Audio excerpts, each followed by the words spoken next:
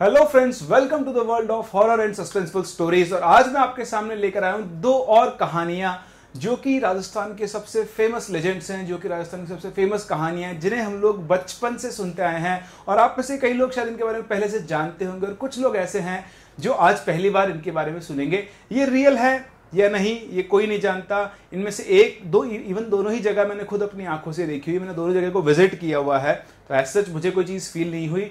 लेकिन बहुत सालों से ये चीज़ें सुनते आ रहे हैं, देखते आ रहे हैं, लोगों का विश्वास है। तो ये जो दो लेजेंड्स हैं ये हैं ओम बना और कालो। दोनों ही राजस्थान के बहुत बहुत बहुत फेमस लेजेंड्स हैं। इनके बारे में बहुत सारी कहानियाँ, बहुत सारे किस्से आपको सुनने को मिलते हैं। तो ऐसे ही कुछ किस्से लेकर मैं आपके सामने आ गया हूं। तो वीडियो को लाइक जरूर कीजिएगा और चैनल को सब्सक्राइब कीजिएगा ऐसी ही स्टोरीज, इंसिडेंट्स और लेजेंड्स के बारे में जानने के लिए।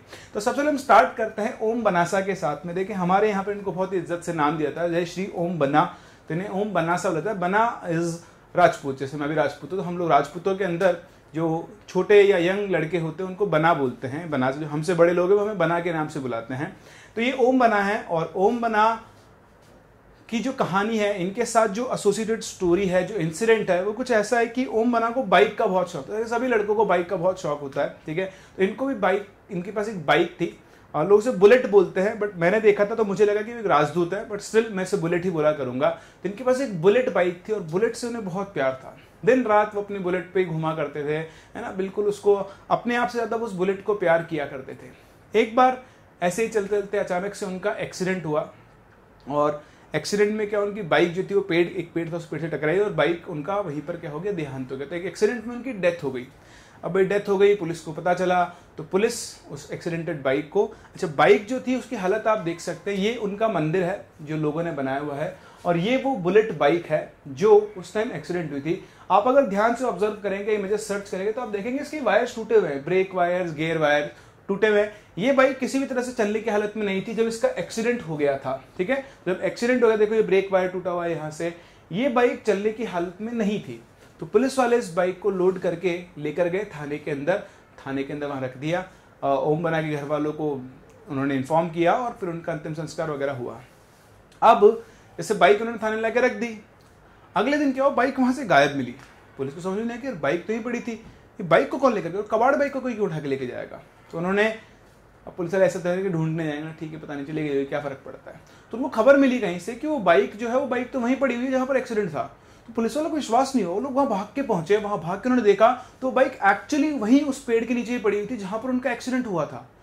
पुलिस वालों को समझ में नहीं ये कैसा मजाक, बाइक अपने आप वहां कैसे पहुंच गई।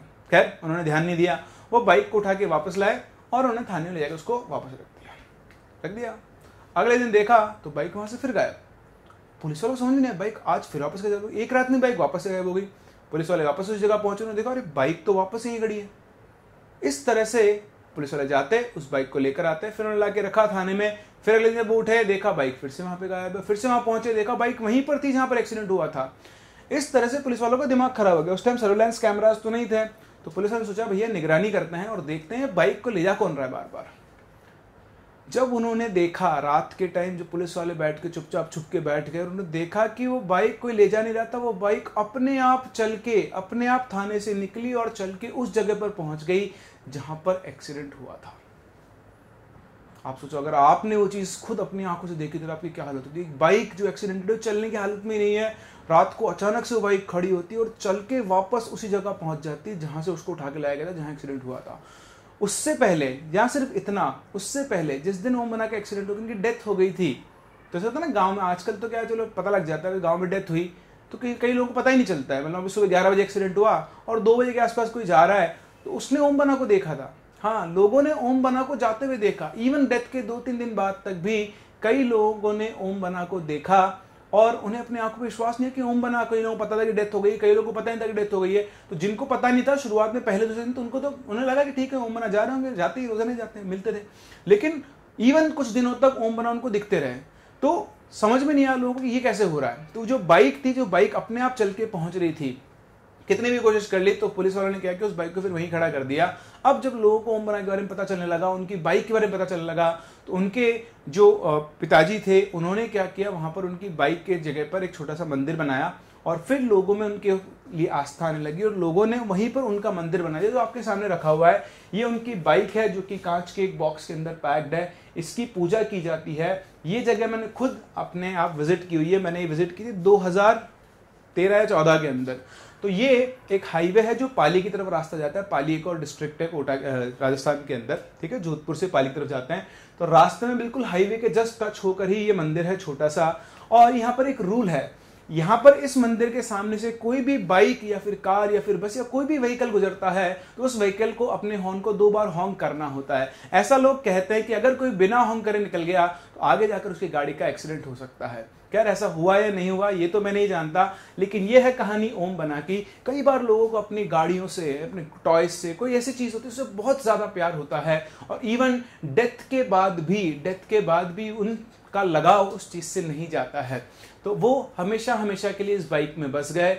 ये बाइक जहाँ से गए थे, जहाँ से उनकी जिंदगी खत्म हुई थी, वहीं से शुरुआत हुई और आज भी ये बाइक वहीं पर है और ये मंदिर भी वहीं पर बनाया गया है। तो ये थी पहली कहानी ओम बनासा की। आई होप आप लोगों को जानकर थोड़ा सा आप लोगों को ना अचरज समझते हैं, थोड़ा सा मतलब लगा होगा कि यार अजीब सी बात लगी कि ऐसा कैसे हो सकता है, बाइक अपने आप चल के पहुंच रही, बाइक से किसी को इतना प्यार है तो ऐसा होता है। ऐसी और भी बहुत सारी कहानियां हैं जिनमें किसी पर्टिकुलर व्हीकल से, किसी पर्टिकुलर ऑब्जेक्ट से किसी को प्यार होता है और इवन डेथ के बाद भी वो उससे अपना लगाव छोड़ नहीं पाता और वहीं पे जाकर उसमें बस जाता है। जैसे मैंने आपको एक टॉय की कहानी सुनाई थी जो एक बच्चे को मिल के आई थी।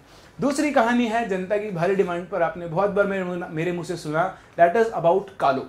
कालो जो है, कालो की कहानी इस विलेज से जुड़ी है जिसका नाम है कुलधारा। कई जगह पर नाम आपको इसका कुल भाटा भी लिखा हुआ मिल जाएगा। ये विलेज जब आप जैसलमेर पहुंचते हैं और जैसलमेर से आप इंडिया पाकिस्तान बॉर्डर की तरफ जाते हैं तो वहां रास्ते में जैसलमेर में एक जगह है सम, है ना, सम ड्यून्स वाला एरिया है जहां पे आपको बड़े बड़े ड्यून्स मिलते हैं। तो एनी हाउ जो भी जैसलमेर पहुंचता है वो ड्यून्स की तरफ, सम की तरफ जाते जाता है। तो जैसलमेर से सम के बीच में ये रास्ता पड़ता है कुलधारा। कुलधारा एक अबंडेंट विलेज है और ऐसा कहा जाता है कि आज भी विलेज हॉन्टेड है। ये वर्ल्ड हेरिटेज साइट के अंदर रजिस्टर्ड है, ठीक है, वर्ल्ड हेरिटेज साइट है और इससे जुड़ी हुई कहानी कालो की। ऐसा कहा जाता है करीबन 250 साल से भी ज्यादा, मतलब 250 साल पहले ये विलेज जो था ये पालीवाल ब्राह्मण्स है ना, ब्राह्मण्स की एक कैटेगरी है पालीवाल्स, बहुत ही रिच ब्राह्मण्स हुआ करते थे वो। तो उनका ये गांव था, बड़ा ही फला फूला गांव था, बहुत ही अच्छा सुंदर गांव था ये और सब इसमें बड़े आराम से रहते थे। ऐसा इसमें रिसोर्सेज की कोई कमी नहीं थी, ठीक है। लेकिन क्या हुआ कि अचानक से इस गांव के अंदर एक चुड़ैल आ गई, ठीक है। अब चुड़ैल जो होती हैं वो एक्चुअली घोस्ट नहीं होते हैं, चुड़ैल बेसिकली कोई इंसान, कोई औरत ही होती है। जो बिहेवियर उसका बड़ा अजीब सा होता है, शायद वो पजेस्ड होते हैं या उनके कोई कनेक्शंस होते हैं। जैसे चुड़ैल आई और वो चुड़ैल क्या करती थी कि वो यंग एज की लड़कियों को मार मार कर उनकी बलि दिया करती थी। उसको इससे लगता था कि उससे वो अमर हो जाएगी और उसकी जो एज है वो मेंटेन रहेगी। जनरली चुड़ैलों के बारे में यही कहा जाता है कि वो जवान लड़कियों को मारकर उनको उनकी जो बॉडी पार्ट्स होते हैं उनको अपने अंदर है ना ट्रांसपोर्ट कर लेती है या अपने अंदर लगा लेती है, उससे अपनी एज को मेंटेन रखती है। तो इस तरह से गांव में से छोटी एज की लड़कियों को मतलब कभी कोई लड़की कहाँ से उठा के लेगा, कोई कहाँ से उठा के लेगा, ऐसे लड़कियां गायब होने लगी। तो जब गांव वालों ने रीजन पता करना शुरू किया तो उनको पता लगा कि गाँव के अंदर एक चुड़ैल है, उस चुड़ैल का नाम है कालो। अब भाई साहब गाँव वालों ने पकड़ के उस चुड़ैल को मारा और मार के उसे वहीं दफना दिया। गांव वालों को लगा था कि कालो को मारने के बाद उसका आतंक गांव से चला जाएगा और गांव वाले सेफ होंगे, लेकिन हुआ इसका जस्ट अपोजिट। कालो मरने के बाद और खतरनाक हो गई। अब कालो लोगों को दिखाई देने लगी। कई लोगों ने उसके कुछ ही दिनों के बाद कालो को देखा और जिसने कालो को देखा, मतलब आप मान सकते हैं कई लोग तो मारे गए, बस कुछ एक चश्मदीद गवाह थे जिन्होंने कालो को देखा तो उन्होंने पूरे गांव में खबर फैलाई कि कालो वापस आ गई है और कालो अब पहले से बहुत खतरनाक हो चुकी है। जब गांव में पूरी बात फैली तो आज तक भी कोई नहीं जानता कि एक्चुअल रीजन क्या है, लेकिन रातों रात ही पूरा का पूरा गांव खाली हो गया। एज इट इज लोग अपने घरों को छोड़ के चले गए और आज तक भी ये जगह वीरान है। लोग ऐसा कहते हैं कि जब कालो मरी थी तो कालो ने कहा था कि तुम मुझे मार तो रहे हो लेकिन मैं वापस आऊंगी और तुम में से किसी को भी नहीं छोड़ूंगी, और यही उसने आके वापस से करना शुरू किया। आप आज भी कुलधारा को विजिट कर सकते हैं, इस पर साफ साफ लिखा हुआ है शाम के बाद आप इसमें अलाउड नहीं है, क्योंकि शाम के बाद शायद कालो अपने काम पे निकल पड़ती है और अगर यहाँ पे से कोई मिल जाता है। आज तक जो इस जगह पर गया है रात में, कहते हैं ऐसा लोग, देखिए मैं तो कभी गया नहीं, ना ही मैं कभी जाने वाला हूँ, ठीक है, बट लोग ऐसा बताते हैं कि जनरली इसमें जाना अलाउड नहीं, पर जो भी गया है वो वापस नहीं आया। अब आपको इसे पता वापस आया नहीं है, जो गया वो तो वापस आया ही नहीं, तो कोई बताने वाला तो है नहीं, लेकिन ये एक हॉन्टेड साइट है। हाँ, जब आप यहाँ पे जाते हैं तो आपको नेगेटिव एनर्जी ज़रूर फील होती है। तो ये है कहानी कालो की। इवन इसके ऊपर बॉलीवुड में मूवी बनी हुई है जहाँ पर एक बस इस एरिया में पहुँच जाती है और फिर वहाँ पर उसमें दिखाया गया कि कालो एक्चुअली वहाँ पे क्या क्या करती है। तो अगर आपने मूवी नहीं देखी तो उस मूवी को भी आप देख सकते हैं, वहाँ से आपको एक्चुअल पता लगेगा कि कालो की स्टोरी क्या है। स्टोरी तो एग्जैक्टली यही है, बट ये दूसरा लेजेंड है राजस्थान का, कालो, जो आज भी इस कुलधारा विलेज में रहती है। कुलधारा में आप बाहर से देखेंगे तो आप देखिए सब वीरान खंडर बचे हुए हैं, बस शुरुआत में एक एंट्री करते हुए एक गेट है वो ठीक ठाक से बना हुआ है, बाकी पूरा का पूरा अबेंडेंट विलेज है और आज तक भी इस विलेज में कोई नहीं रह पाया। अगर आप मुझसे कहें कि यहाँ पर रिसोर्सेज नहीं है, बाकी चीजें नहीं है, तो भाई ये जैसलमेर से सिर्फ 7 से 8 किलोमीटर दूर है और इसके बाद भी बहुत सारे छोटे छोटे गांव और ढालियां बनी हुई हैं। सिर्फ यही एक ऐसा विलेज क्यों है जिसको आज तक भी कोई ऑक्यूपाई नहीं कर पाया। तो कालो वहां पर है या फिर नहीं, ये तो मैं भी नहीं जानता हूं, लेकिन जो लेजेंड है वो यही है कि कालो आज भी वहां पर है और अगर आप उससे मिलना चाहते हैं तो आपको एक बार कुलधारा जरूर विजिट करना चाहिए। तो आप कुलधारा विजिट करेंगे या फिर नहीं, दिन में करेंगे या रात में, मुझे कमेंट्स में जरूर बताएं। अगर आपको स्टोरीज अच्छी लगी हैं तो चैनल को सब्सक्राइब जरूर करें, वीडियो को लाइक करें, शेयर करें और मुझे बताएं कि और किस तरह की स्टोरीज आप मुझसे सुनना चाहेंगे।